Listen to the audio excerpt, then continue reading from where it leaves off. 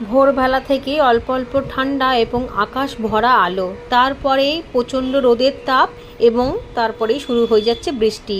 এ এক অদ্ভুত ধরনের হেমন্তকাল, যে হেমন্তকে আমরা চিনিই না।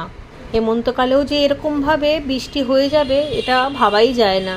কী আর করা যাবে, এর মধ্যেই আমাদেরকে অভ্যস্ত হতে হবে এবং বাগানের জন্য নতুন নতুন আইডিয়া বার করতে হবে।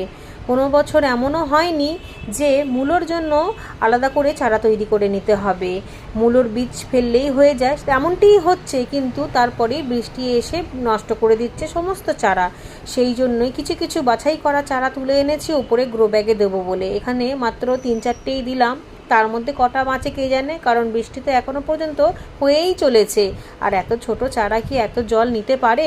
বেডেরগুলোও খুব খারাপ অবস্থা, তবুও আমি চেষ্টা চালিয়েই যাচ্ছি।